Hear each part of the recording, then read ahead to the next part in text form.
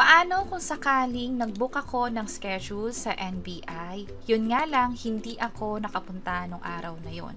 Ano yung dapat gawin? Kailangan ba magbayad ako ulit? Tara, pag-usapan natin. By the way, kung first time mo sa channel natin and gusto mo pa ng mga online tutorial videos katulad nito, please click the subscribe button.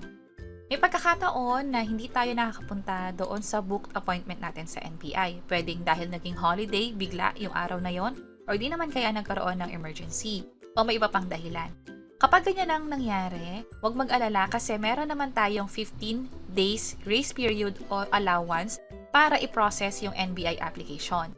So clearly, hindi mo kailangan magbayad online. Bali, yung reference number na nakuha natin, gagamitin pa rin natin yon para sa application.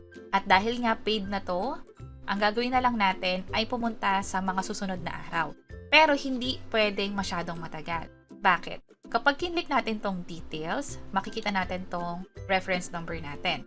Pwede natin i-click itong print application form para makita kung hanggang kailan valid yung reference number natin sa NBI. At dito, sa system nila, yung reference number natin, pwede nila tayong i-accommodate 15 days after nitong schedule na to.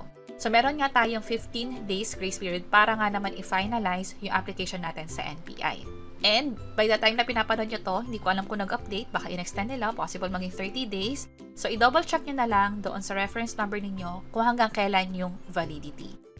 At tandaan, kahit nag-iba yung araw, dapat pareho pa rin kung saan yung NBI site na napili ninyo. At kung saan mo nga siya binook, doon ka rin magpa-process ng NBI clearance mo.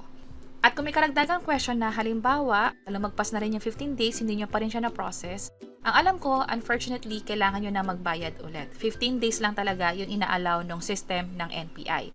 Ang mangyayari kasi is kapag hindi nyo siya na-process within the 15 days, tapos nabayaran nyo na siya, mag-e-expire yun, kailangan nyo ulit mag-book ng panibago at magbayad ulit ng NBI application ninyo.